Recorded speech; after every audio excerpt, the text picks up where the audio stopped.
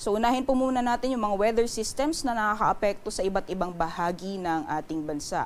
Sa kasalukuyan po ay may binabantayan tayong low pressure area nasa may silangang bahagi ng Mindanao. As of 3 a.m. huli itong namataan sa layang 310 kilometers east-northeast ng Davao City. And kung makikita po natin dito sa latest sa satellite image, yung mga kaulapan na dala nitong low pressure area ay inaasahang makakaapekto dito sa may silangang bahagi ng Visayas at Mindanao. So asahan po natin yung mga tsansa ng mga katamtaman hanggang sa paminsang-minsang malalakas na mga pagulan na posible namang magdulot ng pagbaha o pagguho ng lupa. So ingat po sa ating mga kababayan dyan.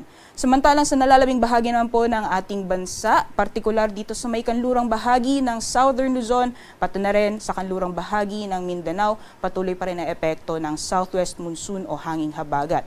Kung makikita po natin sa satellite image, although may mga kaulapan po tayong namamataan ay hindi po siya tumutuloy dito sa ating bansa dahil meron po tayong circulation or bagyo dito sa may area ng Vietnam na humahatak dito sa hanging habagat. So mostly naapektuhan lamang po nitong mga kaulapan ay dito sa may area ng Palawan at magdadala din po ito ng mga isolated thunderstorms mostly dito sa western sections ng Southern Luzon pati na rin ng western sections ng Mindanao.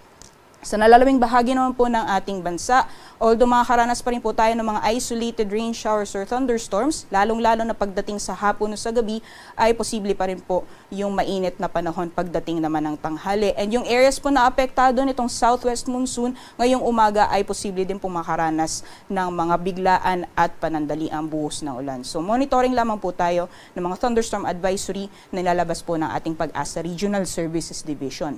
Samantalang sa mga susunod na araw, itong low pressure area na binabantayan po natin, hindi inaalis yung possibility or posibilidad na magiging isang ganap na bagyo sa mga susunod na araw. Kaya continuous po yung monitoring natin. Sa mga susunod na araw po, inaasahan natin na magdadala ito ng maulan na panahon simula bukas sa malaking bahagi ng Eastern at Central Visayas at ilang bahagi ng Mindanao. At before matapos po, bago matapos yung linggo, ay makaka-apekto or inaasahan din pong makaka-apekto ito sa malaking bahagi ng Kabisayaan, Bicol Region, pati na rin ng Mimaropa. And bago po dumating ang weekend, ay posible din po itong magpapaulan sa ilang bahagi ng Calabarzon, Metro Manila at Central Luzon. So monitoring po tayo ng mga forecast na ilalabas po ng Pag-asa sa mga susunod na araw.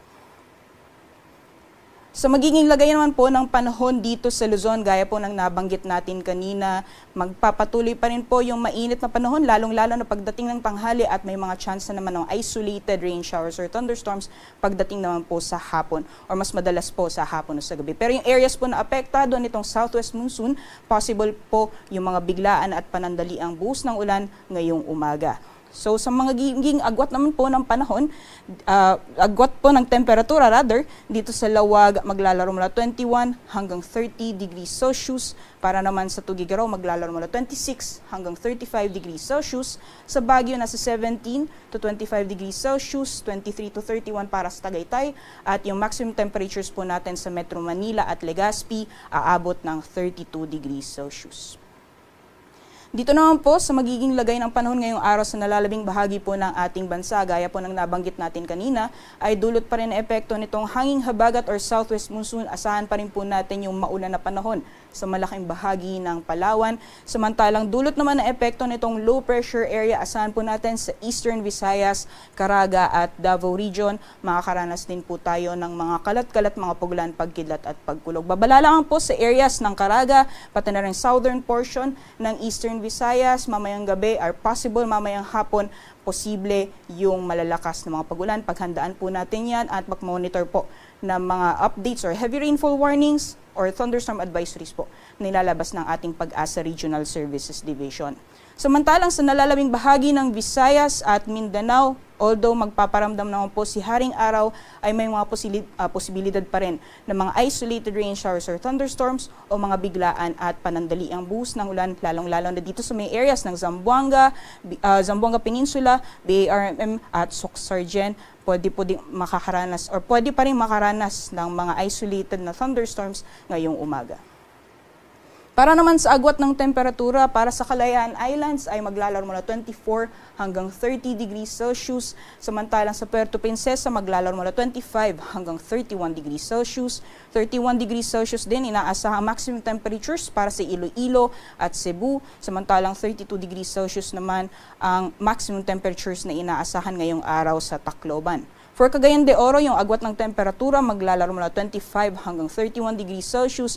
31 degrees Celsius din ang maximum temperatures para sa Metro Davao at para naman dito sa Zamboanga ay maglalaro mula 24 hanggang 32 degrees Celsius.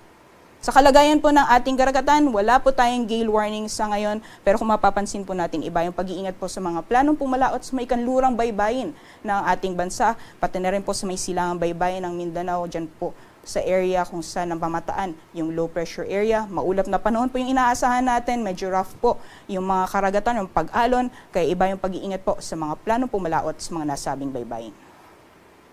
Ngayong umaga, si Haring Araw ay sisikat ng 5:35 a.m. at lulubog na mamayang 6:29 p.m.